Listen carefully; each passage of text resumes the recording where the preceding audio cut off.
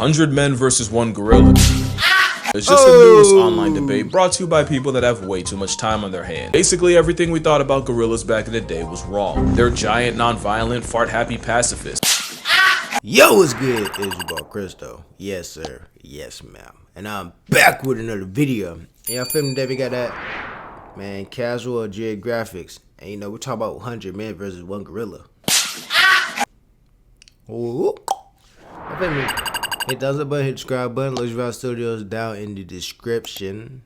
And let's hop right to this video. And the most dangerous thing about them is they can misunderstand regular human actions as an act of war. So while yeah, if you smile at a silverback enough times, he eventually will put beats on you like a Cherokee drum. Most times a gorilla is just worried about the 6,000 calories he eats a day. And thank the stars for that. Gorillas are built like the developer had something to prove. It took the human model and said, drag to resize. The result is an alpha ape with a stronger bite force than a grizzly, allegedly, hands that can crush a crocodile's skull, allegedly, and just strength that we really have no way to truly comprehend. And that man fully didn't plan to get casually ragdolled, but plans are always subject to change when you're around the prime ape. Gorillas might default to peace, but life is multiple choice. The question is, what kind of carnage comes when they choose violence? It's hard to imagine what a fully malice-motivated gorilla can do because it takes a lot for them to get to that point. The first phase of conflict involves using body language and gestures to send a message before hands even have to be thrown. Because for an animal that can spend over 12 hours a day eating, wasting calories on fights is poor resource management. The second phase of escalation usually involves pushing, grappling, and screaming in really short bursts. Oh, bro. Gorillas fight the way they fuck. What I Stop it. mean is the phase they run are like how they're hung. Not long at all. Because again, most times gorillas don't actually want to fight. But what about when they do? Yeah, that would be phase 3, and that usually happens when 2 silverbacks throw down for control of a group. Losing such would mean losing the 3 F's: food, family, and the FCC won't let me finish, but stakes can make these fights to the death, and here's where we can see what gorillas are truly capable of. Yeah, boy. I found a research paper that detailed the injuries sustained in gorilla-on-gorilla fights, and based on that, you see a pattern. Those teeth are for more than just undressing trees, and losers are often found with lacerations and puncture wounds all over the body. And unlike a leopard, which leaves small puncture wounds, the canines of a gorilla cause large gaping tears in victims. Even if the gorilla's bite strength has been exaggerated, which we will get into, even lowballing them puts them at the level of a hyena. One gorilla named Inshuti had his foot completely crushed with the tips of his fingers and ear bitten off. Gorillas also use their arms, not really to punch but to use as battering rams, and they've also been known to pull chunks of hair out with their hands. So safe to say, a gorilla's stiff arm to the back would crack your constitution like a glow stick, and could dislocate or break human bones by accident. And with many victims also recorded with bite wounds to the face, you'd probably be able to unlock your iPhone from 20 feet away after a gorilla puts jaws on you. So what chance would an army of humans have against a 500-pound berserker? Well, hot take, gorillas have been drastically overrated in many ways. First as fighters. Gorillas aren't efficient fighters, they're more physical brawlers and grapplers, and with everything I've said, most fights last anywhere from a couple seconds to 1 to 2 minutes at the most. Also, as strong as gorillas are, their strength has been overrated. There are some animals that just get more and more OP the more people talk about them. Chimps have been said to have the strength of 8 men, and when really it's closer to 1.5. It's just that they're stronger in all the ways that can kill you. And grizzly bears are already big enough, but then you got people claiming they could decapitate a full-grown moose with one swipe. Now what idiot would say that? And this debate has people swearing a gorilla would rip a whole man in half like a phone book with nary a sweat. Okay. I knew the gorilla propaganda peaked when this was an actual debate. Dr. Strange could conjure up 14 million realities. You won't find one where a plus-size protein-packing primate can do anything to a full-strength grizzly bear taking him seriously. Especially since there's a much smaller predator known to give gorillas problems. Gorillas have been documented getting preyed on by African leopards. Even with jungle leopards being bulkier due to less competition, that's still an at most 180-pound cat past tensing Optimus Prime. Now let me be fair, these are rare and leopards usually go for hoofed animals, wild pigs, and monkeys. Gorillas are actually too big and too social to be a regular on the grocery list, so it sounds like my whole point is trash. But that same paper listing gorilla-on-gorilla violence also showed the aftermath of leopard attacks. In those reports, all leopard victims took bite wounds to the head head and most of the arms, with lacerations localized about the neck and claw marks on the trunk. So even though it is rare and a one-on-one between a silverback and a leopard might murk both, if a gorilla can struggle with less than 200 pounds of predator, a 900-pound duratio would give Harambe a bunkmate. Whoa, calm down, Jamal.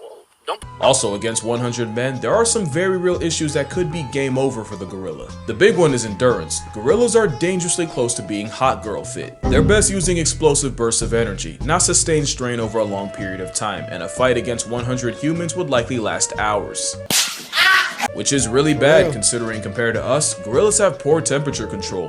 Gorillas don't have as many sweat glands as humans, and if we're talking about mountain gorillas, the thick fur would make it a 1-on-1 versus 1. The men, and the risk of heat stroke. That is if the ape doesn't just have a heart attack. Cardiovascular disease is the leading cause of death in gorillas in zoos, and 70% of male gorillas in zoos suffer from heart disease that'll past tense them prematurely. Now that might just apply to zoo gorillas, but it's still a factor. Another is the very temperament of the gorilla is highly non-confrontational. They're more likely to run away than run a fade. But most importantly, the brawling, grappling build is not a good combat style against multiple enemies. We know that cause there's another African predator that's been giving gorillas hell and you may not have even realized. And it's weird because for a while, gorillas and chimpanzees seem like they were on good terms. They've been recorded foraging together and they'll even have their version of primate playdates. That all changed when the chimp started chimping. A couple years ago in Luongo National Park, scientists witnessed a gang of 18 chimps jump a gorilla family of 5. That's 3 females, 1 baby, and a silverback. The turf war lasted an hour, and even with the silverback apparently testing ragdoll physics, throwing chimps in the air, and even managing to injure 3, eventually he was surrounded and chased off by 9 chimps. The adults got away, but the chimps managed to snatch the baby gorilla of the group, which was promptly eaten. The second attack involved 27 chimpanzees and 7 gorillas, and this time the silverback made a business decision and immediately climbed out of the trees and fled the scene. Yes, comparing chimps to humans is comparing durians to jackfruit. The moral here is the one gorilla can not only be overwhelmed, but neutralized by numbers. Because if there's one thing that's being dangerously underrated, it's the power of friendship. Don't laugh, I'm serious. If you remember this picture, then you know this was the 100 Men 1 Gorilla of 2018. It's pretty self-explanatory. Everything here is coming for your life except the 2 you pick to run defense for you. And I'm just gonna kill the suspense. If one of those picks isn't the 10,000 rats, you have no idea how big 10,000 is. Add eagles for aerial support and the rest of the field would have over 200 rats to deal with each. And it's cause the power of plurality is one of the most broken strategies in nature. Mobbing refers to an anti-predator behavior where prey animals approach, harass, and sometimes attack their own predator. Stop it.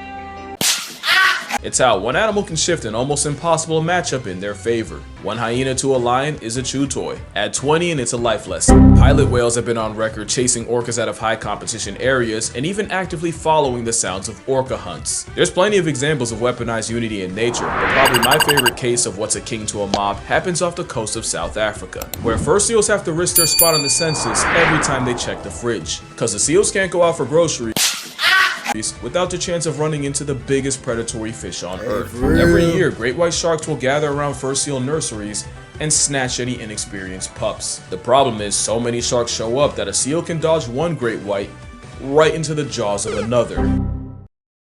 You've seen this movie before, but there's an alternate ending.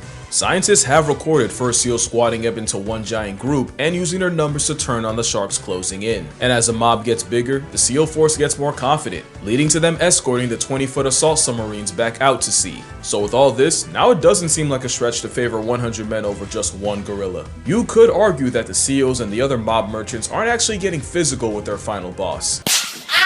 That's true. Everyone's asking if 100 men could off a gorilla. No one's asking how. Well, that's why I'm here. But first, obligatory, don't try this on a gorilla, or at least don't blame me for the consequences if you do. In a fight against a simian weighing a shack and a half, it's all about attacking the weak points, and a gorilla's weak points are the same as ours. Eyes, throat, mouth, and for measure, the jewels of the South. Yeah, boy. It's all about delivering damage that actually matters, and to do that, someone would have to perform the Draymond Green special and go for the eyes and blind him. Someone else would have to suffocate the supersized simian, either by bear hugging his windpipe, which only Tarzan backpacking plot armor can do, or by shoving your entire arm down his throat. Whoa, calm down, Jamal. And since you're already negotiating your arm elbow deep in esophagus, you'd also have to pull the gorilla's tongue out. Okay.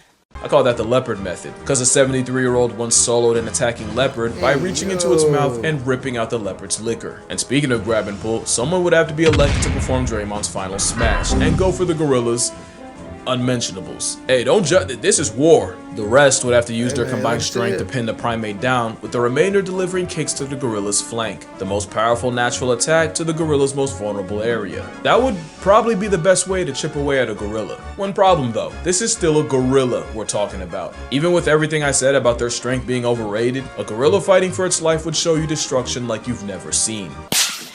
It doesn't matter how many men, the method, or the facet, for those first few, their only outcome is a closed casket. Even if numbers eventually win, those first dozen or so men would be horrifically maimed, mutilated, or straight up murked. You can argue that if I can mention that 100 men running over the hill would intimidate even a gorilla, witnessing men getting mauled and disfigured would inflict psychological damage. There's an argument that witnessing the sheer carnage would weaken the resolve of the others, destabilizing the army. And you have to remember, if mobbing is natural, doing so in a way that guarantees a portion of your team sees Tupac live isn't. Even animals like hyenas will fall back if they sense they don't have enough of an advantage in a clan fight. But there's a catch. The tweet that started all this said, "Dedicated to that Surely if men can watch bunkmates get blown to bits in a war, then you can find 100 willing to die about a gorilla. If they can withstand the visceral reaction of seeing jaws getting detached, limbs getting dislocated, and a field of open fractures, 100 men would definitely beat a gorilla. And moral of the story, we have strayed so far from the halo of Harambe. Yes, I've already been getting the middle finger from humanity, either in the wild or in zoos. Whether it's trophy hunting or bushmeat, habitat loss, or an unsupervised minor, humans have the highest KD ratio against our green machine cousins. Because a gorilla has never been on record life depriving a person, even when they may have had a reason. Yet the mountain gorilla is nearly in bed with extinction mostly because of humans. But not all humans. Some dedicate their entire lives to the welfare of this giga ape. Which is why I'll be— Hey man, y'all feel me? 100 men taking down gorilla. Probably at least 80 of them will take down gorilla. Cause like you said, he probably gonna beat the mess out of the first 10 to 15 to 20. You feel me? Hey, WVid, you feel me? But you personally asked me, I feel like us humans can take down, well, we can take down any animal if we want to. But y'all feel me? That's another story for another day. It's your boy CristoReacts out. Yeah! And I need me to do. If I ain't get paid, I ain't doing the show. Shit, I'm finna